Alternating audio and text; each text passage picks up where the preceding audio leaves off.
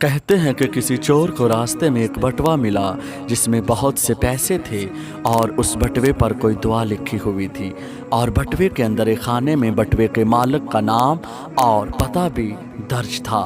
چور نے وہ بٹوا صحیح سلامت اس کے مالک کے حوالے کر دیا۔ اس نے چور سے پوچھا کہ تم آرام سے وہ پیسے رکھ سکتے تھے لیکن واپس کیسے کر دیے؟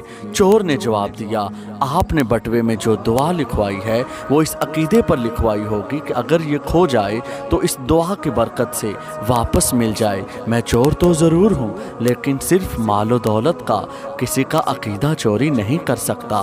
اگر میں آپ کا بٹوا واپس نہ کرتا اور آپ کا اعتماد اس دعا پر کمزور پڑ جاتا تو تب میں آپ کے ایمان کا چور ہوتا، اور یہ مال و دولت کی چوری سے 1000 گنا بڑا گناہ ہے۔ چور کی اس قدر نرمی تو دیکھیے کہ وہ بھی تو اللہ کا بندہ ہے، اور اس نے اپنے رب کے بندے کو بھی یہ احساس دلوائے رکھا کہ اگر اس کے ساتھ اللہ ہے تو اس سے بڑی کوئی طاقت نہیں۔ وہ چور بھی بڑی مجبوریوں سے بنتے ہیں، گھر کے حالات سے مجبور ہو کر انہیں چوری کرنا پڑتی ہے۔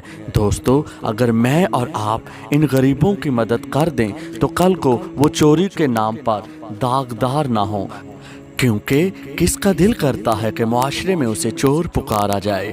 ہر کوئی اپنی مجبوری کے تحت چوری کرتا ہے۔ اس چور نے تو اللہ پر عقیدہ رکھا اور اس بندے کا ایمان کھونے نہیں دیا۔ اس دعا کے ساتھ اختتام کرتے ہیں کہ اے اللہ پاک، ہم سب کو حلال کی روزی عطا فرما۔ الہی آمین۔